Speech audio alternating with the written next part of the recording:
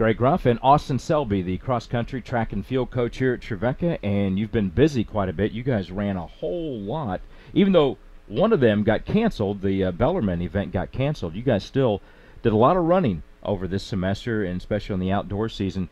And now everybody wants to know, including me, how in the world do our athletes continue running into the postseason in the NCAA Division II era? Right, yeah. Convoluted is the best way to kind of put it. It's very unique even compared to, say, Division I. So each athlete wants to get a qualifying time. Two different qualifying times. There's the automatic qualifying time, or mark if it's a field event, distance. There's the automatic. You run this fast, you throw that far, jump that far, this high, you go, no matter what. You're in the national championship. And that's called a... That is the automatic qualifier. Okay, automatic qualifier. And there's no regional. Say in Division I, they're all working to get those regional qualifiers to compete at the regional meets. We don't have that at Division II. It's just the national championship. Okay. So automatic qualifier, you move on. Now there is a second time called the provisional qualifier. Yes.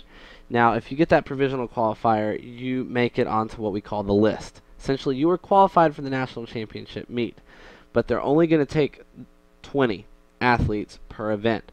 So, for example, right now, Caroline Hampton has provisionally qualified for the national championship. Her time, however, puts her about 33rd in the nation. So that's a little out of the top 20 that they're going to take. Now, there's only been 5 or 6 girls to actually get the automatic qualifying time. So the way they fill those remaining 20 spots is they go to all the next fastest times that fall under that provisional time. And sometimes some athletes choose, like, I'm going to skip the 5K, I also qualify in the 10K. I have a better chance of winning or doing well there, becoming All-American. So I'm dropping the 5K, I'm going to run the 10K. When that happens, that spot empties and everybody bumps up. That's how it works. That's how it works. It's not as bad as I thought. You get used to explaining it, and, eventually you can get to where people are like, oh, okay, yeah, sure. Well, and anybody else other than Caroline Hampton anywhere in the ballpark of possibly advancing? Logan Rogers came really close to the 10K standard. He didn't have the competition to push him in that race at UT that he won by 100 meters. And we just kind of bummed about that. And then anybody that could have gotten a 5K time on the guy side as well. Bellarmine was rained out. Same for some of our girls. We were going to try and lower our 5K times there, and just didn't get that opportunity. And it's just it's unfortunate, but it's kind of how it happens. And we have some people running in Indiana this weekend in the steeplechase that have never done it before, but they're pretty quick in the open 3K, so they could come close. But it's a really deep event this year in D2, and they'd really have to post some crazy times to do that. Let's go back just a little bit and talk about the conference tournament, the outdoor conference championships. You guys had 7 individual medalist champions in different events. Just talk about those guys. Yeah, no, it's great. It was funny. Ben Roney and Logan Rogers did a switch. Ben went and grabbed the 10K title this year, and Logan went and grabbed the 5K title this year. They did the opposite last year, so that was fun. And Logan did it with a school record 15:05 for 5K, so that was exciting. But we did that. We defended our men's 1500 title again this year, kind of working the same control the pace strategy we did last year, and it set up really well for us. Caroline won the 5K this year as well. Biz repeated as 10K champ. But we did some new things this year. We won the triple jump, which was really exciting. Chris Elliott is a natural talent at that, and he's really picked up on the pole vault, super intricate. Triple jump and high jump kind of are second to that, and all the little bits and pieces. And he won one and came in second in the other, and just about won the high jump as well. So it was real exciting. Scored more points than you ever have before, and I think just gaining a ton of momentum for the coming years to really produce athletes. We want to have athletes in events that are going to be really good at the events that they're participating in, and we do a pretty good job of that. It's kind of neat to see somebody like Chris Elliott go into something like that he's really never done before.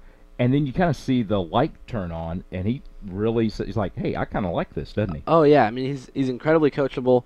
Just the raw talent will get you pretty far in some of the events at track. But then if you want to start pulling out extra half meters, 2-4 more inches in the high jump, you really have to start perfecting some things. And he's worked really hard at that, and it's just really adapted a lot of things from. I mean, the first day he was high jumping, he was I mean, he was shooting so fast. He was about to go off the mat in a couple times. I mean, it was dangerous almost. But, now you look at him, it's like he's been doing it for years, so it's pretty exciting. I actually saw a couple of videos of him competing, and I was like, who would have known? I mean, Exactly. he really had the technique down. It seemed to really compete at that. So that's a lot of fun to watch and see those different things.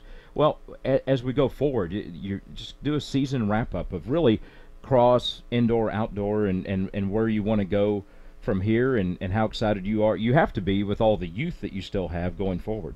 Right, yeah. I mean, cross country was incredibly exciting this year. We ran really fast. The girls won a meet. We're beating Division I teams we've never beaten before. That was exciting. Getting to run it at an NCAA regionals was exhilarating. I mean, it was a great new experience for all of us.